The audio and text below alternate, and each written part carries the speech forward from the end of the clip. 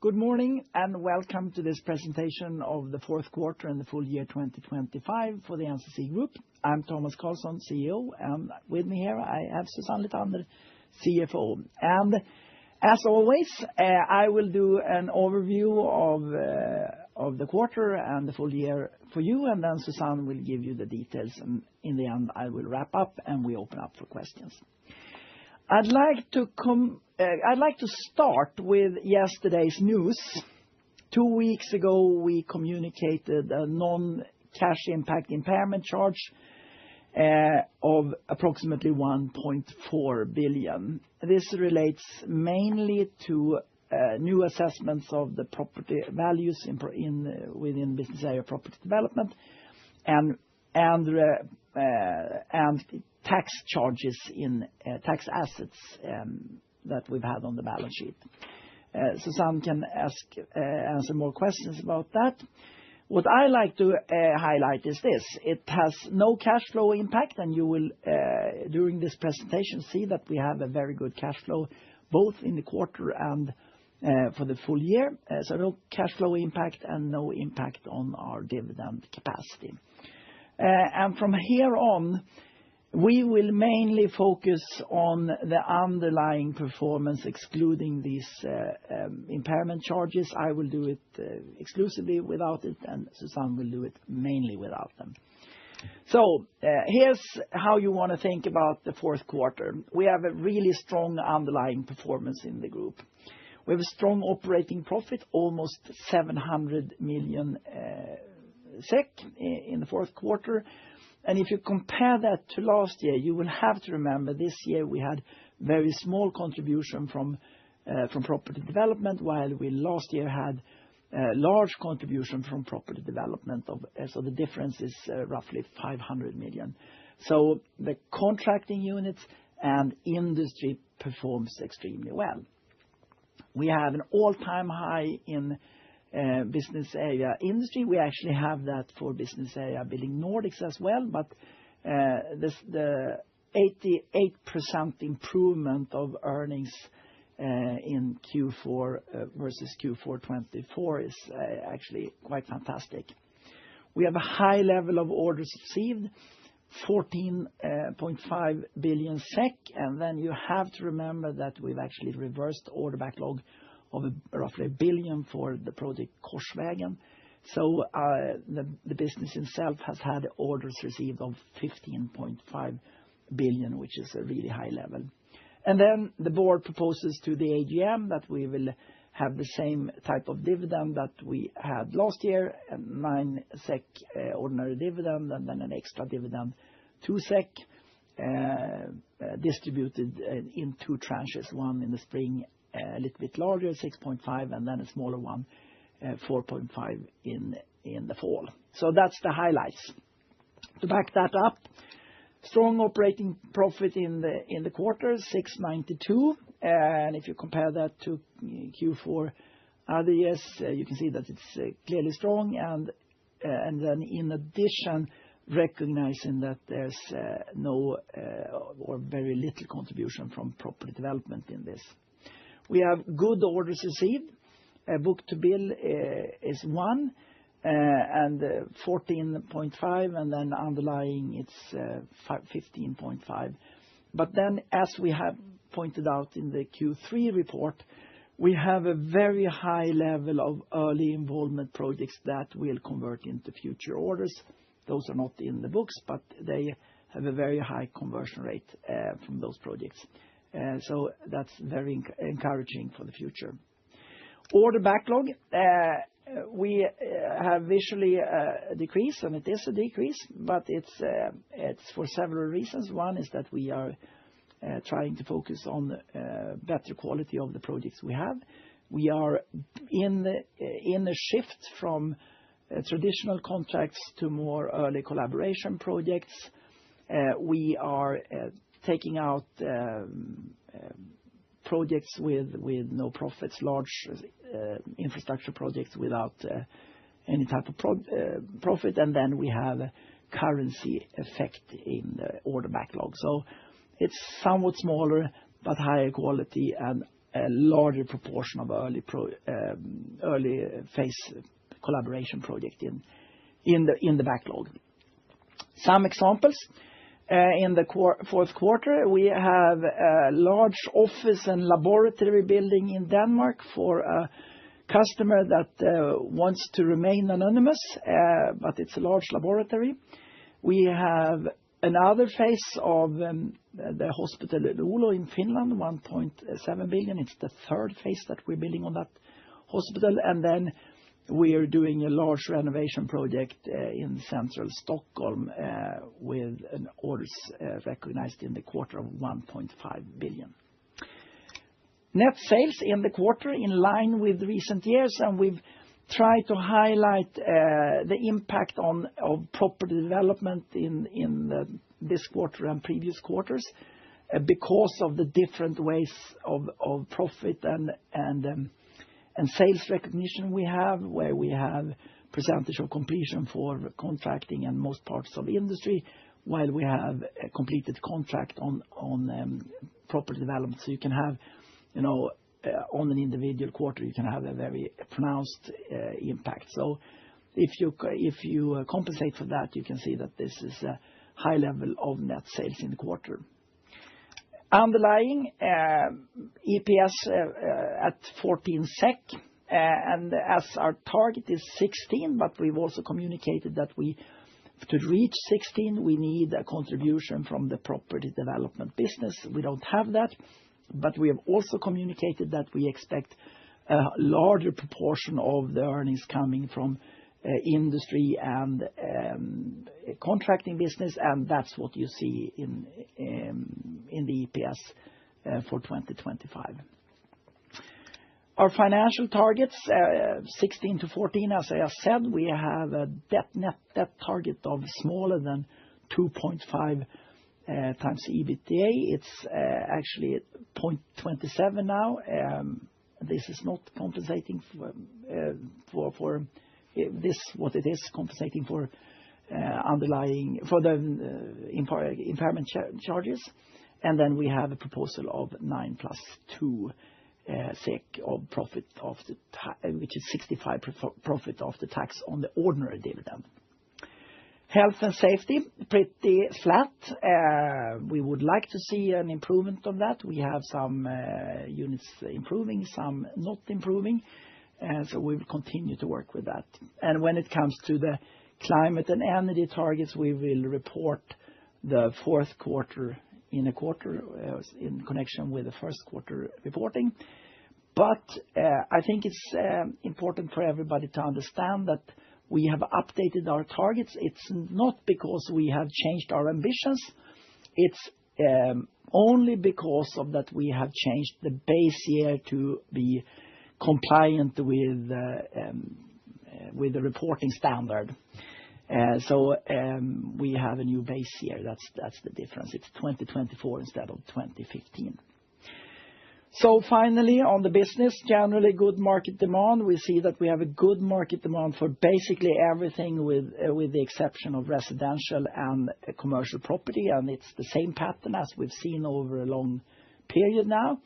We have an increasing demand for security related buildings. It's both defense, but also industries in connection with defense. We see a strong demand for hospitals, prisons, police facilities, administration buildings, industry, basically everything with the exception of residential and commercial building. Strong demand for asphalt in all markets. You will see that the volumes are going up. And we see that in connection with both the maintenance that needs to be increased for the road networks in Scandinavia, but also as an effect of the increased and needs that comes with the NATO membership. Commercial properties remain cautious, both from a transaction point of view, but also from a letting point of view. Now, at this point, I normally stop and hand over to Susanne, but I will talk about one more topic. I will talk about the review of industry. The board decided yesterday that we will we will stop the process of trying to sell industry. The logic why we wanted to do this review and why we think it's we have these synergies of having industry and contracting together still there. Industry mainly delivering standardized products from fixed plants to a fixed geography, while contracting is about providing a service in different stages and different places, leading up to different types of end products, still holds. We've seen a strong external interest, but since the business has continued to improve and the market has continued to improve, we don't see that we have any bid that reflect the value creation that we see in the company. And we think it's better for the shareholders of NCC if we continue to own industry. However, we will make that to an independent unit, so they will have their own finances, they will have their own administration, they will have their own IT to be, an independent company owned by NCC. That makes it possible for us to retain several opportunities for the future. And to be pretty clear what that means, it means that, we may keep it forever. We may sell it as an entity. We may bring in a partner. We may do an IPO. But we haven't decided anything, but we have the opportunities going forward. And with that, I will hand over to Susanne Lithander. Thank you, Thomas. Okay. The summary of our contracting units, as Thomas mentioned, Building Nordics had record high profits driven by Denmark and Finland. Infrastructure is stable with many good orders in phase 1 that we hope will be converted into orders soon. Building Sweden is improving, and they clearly have a much higher quality in their backlog moving forward now. And last but not least, Green Industry has started to work on their projects on sites now. This slide shows the net sales per quarter and the rolling 12 EBIT margin. And all 3 units have lower sales in the quarter. In infrastructure, it's due to the fact that we had really high production rate in both Centralen and Korsvägen last year in the fourth quarter of 24. Building Nordics, record high margin, or no, they had lower sales in the quarter. That comes from Finland and Norway that are down compared to 24 fourth quarter. And in Building Sweden, they have also lower sales, but that's due to mainly the selective picking of projects that they have done for the past couple of years. The margin now, as in infrastructure, is really stable, and we are finalizing or exiting the projects now that we have had as a burden for quite some time. For example, Korsvägen and Centralen, that has been pressure on their margin, but it has been stable for quite some time. Building Nordics is on a really good improvement trajectory, driven primarily by Denmark, but also Finland is really showing good contribution and good improvements on profitability. Building Sweden also has a good trend, an improving trend when we adjust for the provisions that we made in Q4 24. And now NCC Industry, and as Thomas said, all-time high performance, exceptionally good. In asphalt, they had really strong volumes, given also a long season, but also really high operational efficiency. In stone, the improvements were mainly driven by high productivity. And increased funding for road maintenance investments continue to drive demands in all markets here. In asphalt, the volume, as Thomas mentioned, is higher in the quarter, but also for the full year, partly driven by the long season. Stone material is up a little bit in the quarter, but clearly lower for the full year.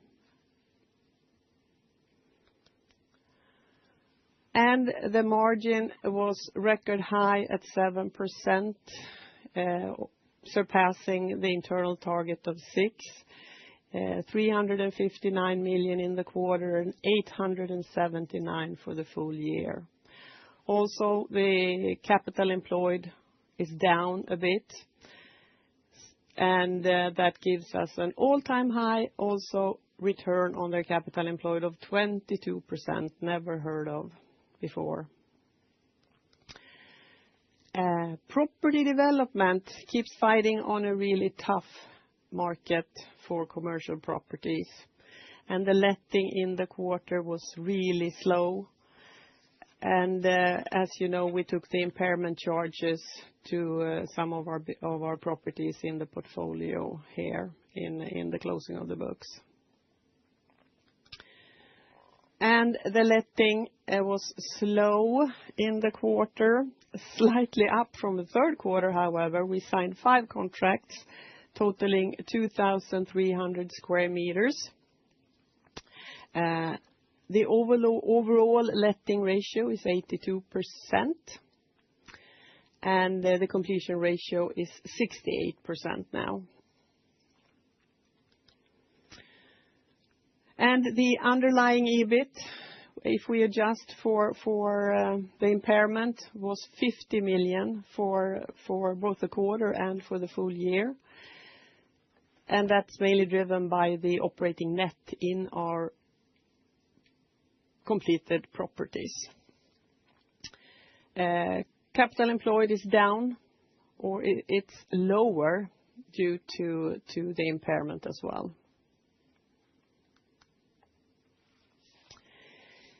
And the last segment, other and elimination. And the first row here contains mainly headquarter cost and support function cost, but also some subsidiaries and green industry transformation. They are slightly down in the quarter and a bit more down for the full year. This is mainly due to timing of our IT investments, the cost for those. We have elimination of internal gain, which is where we eliminate the profits in PD while we are constructing the buildings. And as we have not made any profit recognitions this year, it's negative as we continue to build on the 3 projects that we have ongoing. Last item there, pensions and other accounting adjustments. Contain one item affecting comparability of 256 million. That's for previously balanced costs. And it also includes a negative effect of a transaction between the company and our pension foundation. And it also contains a positive effect from an old receivable that we have received in the quarter.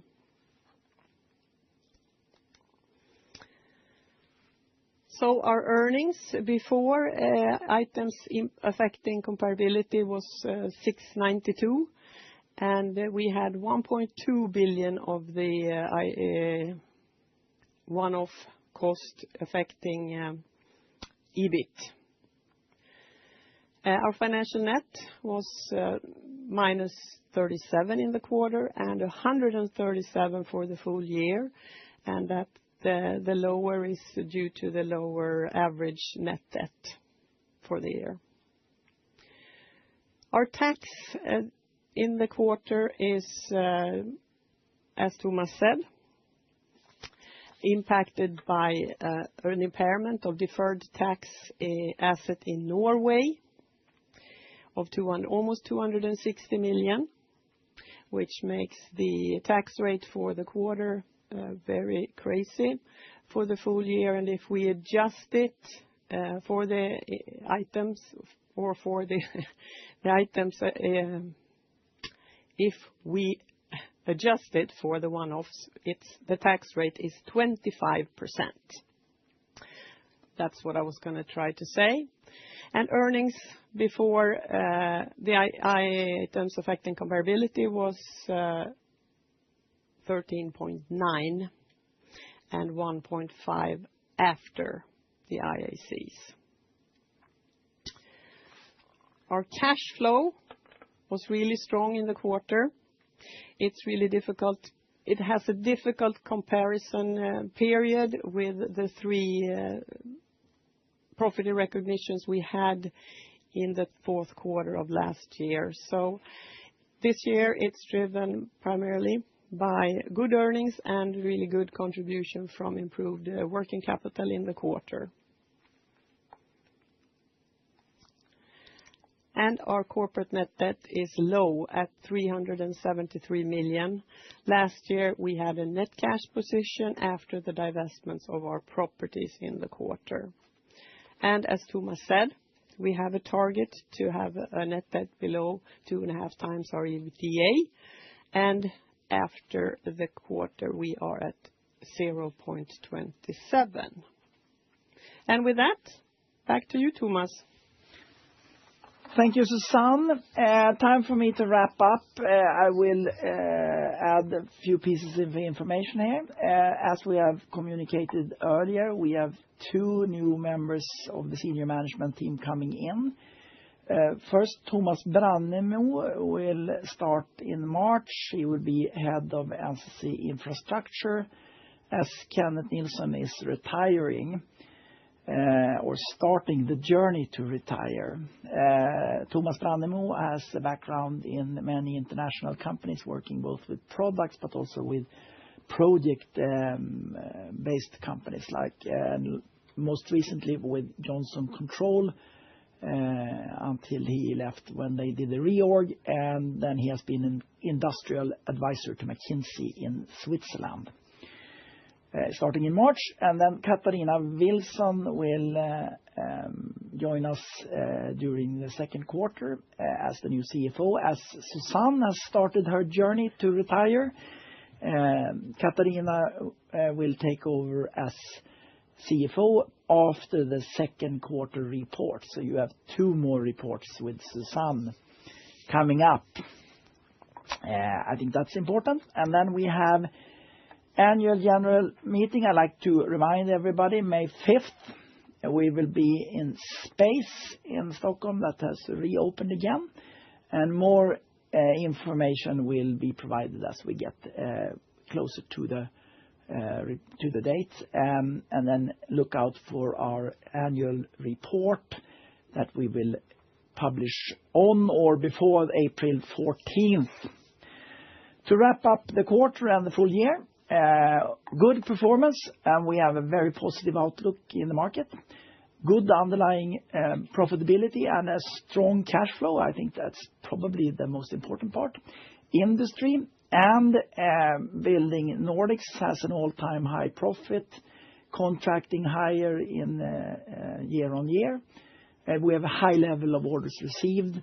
The board proposes a dividend of 9 + 2 SEK distributed in 2 tranches.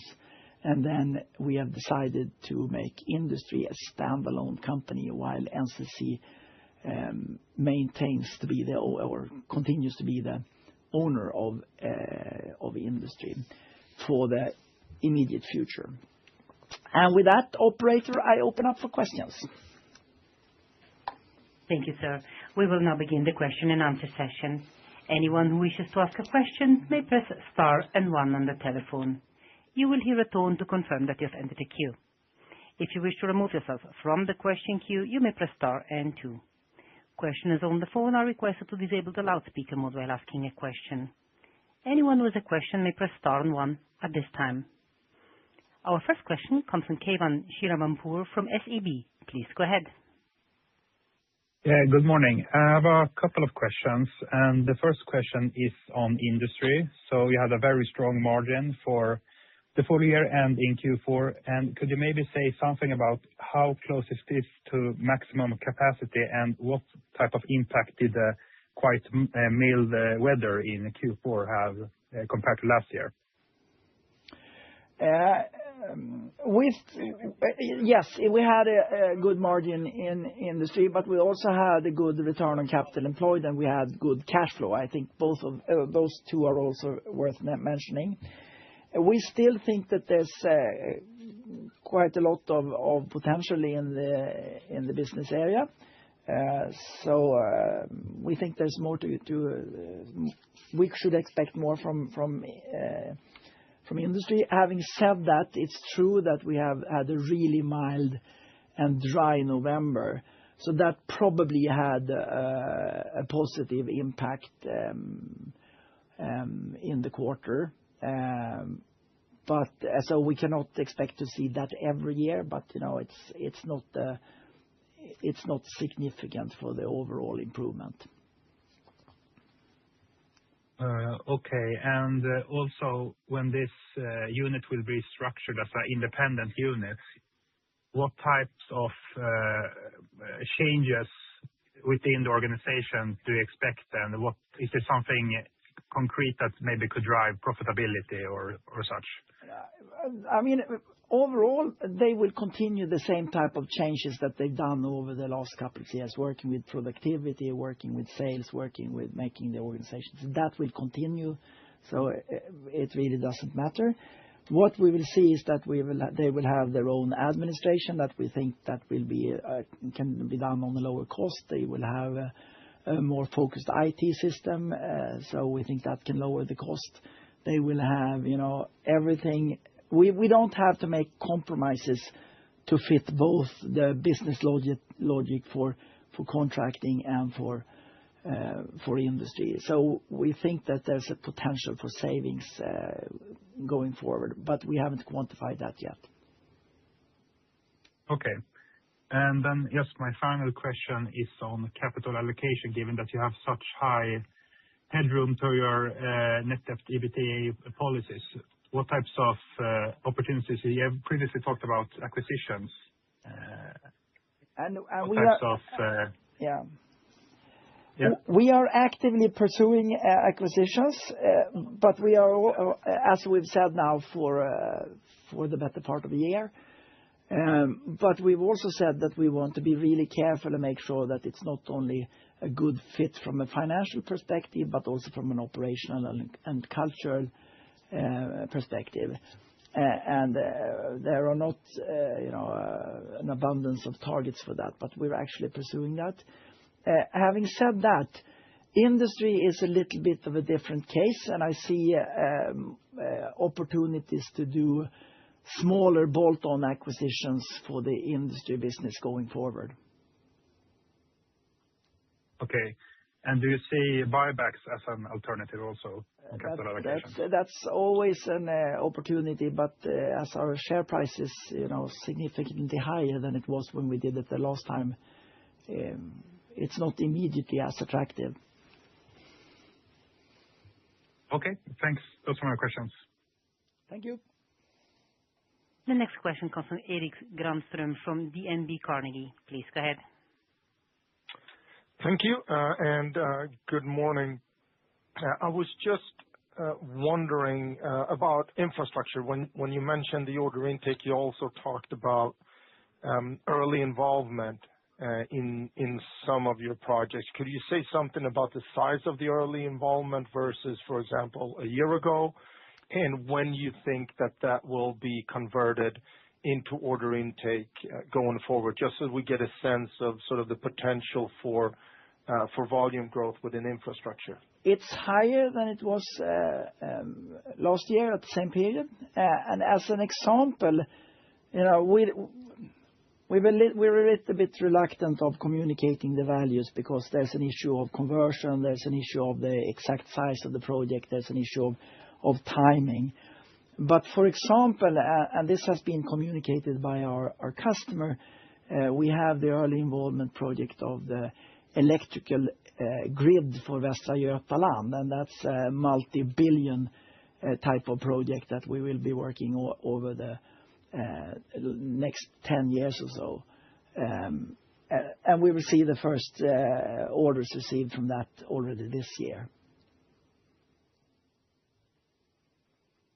Okay. And then perhaps coming back a little bit to industry, I think the communication is quite clear that you want to keep this company for now. Just so that I get clear on some of the details, though, the reporting structure for NCC will not change with this standalone situation for industry. That's the first part of the question. The second part, you don't expect to have any sort of extraordinary cost related to sort of spinning out this as a separate entity?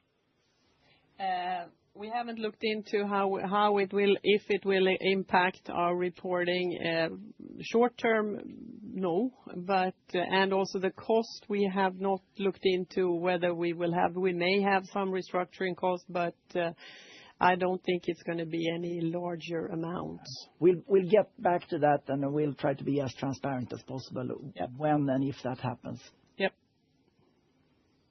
Okay, thank you. And then also on industry, the recovery and the strengthening of the profitability within industry has been, as you stated yourself, quite remarkable throughout 25.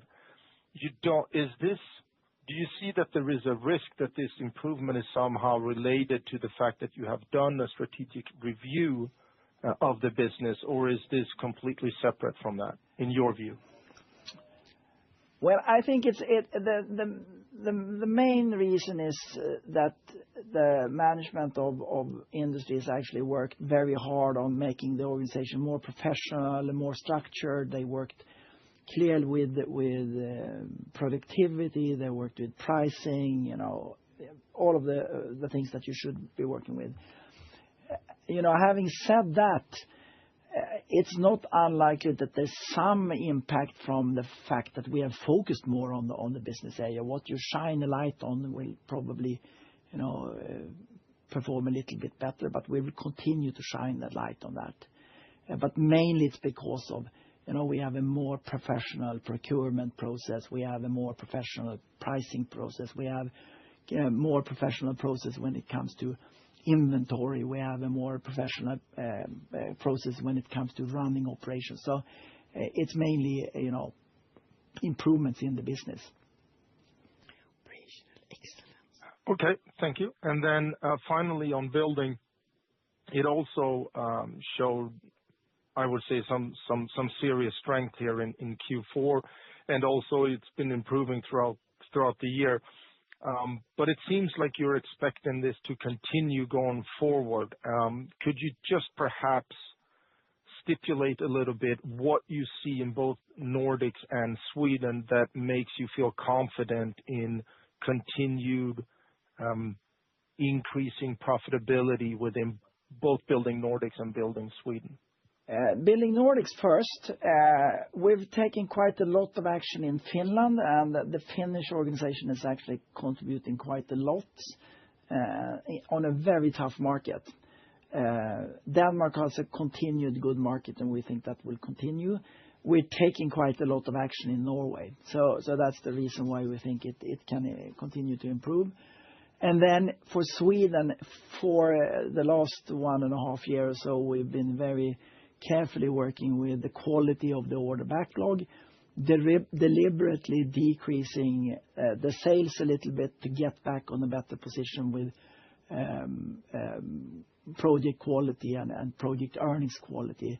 And we think that will continue. We're not factoring in an increase or an improvement of the market in this.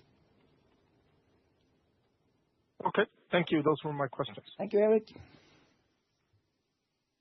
As a reminder, if you wish to register for a question, please press star followed by 1.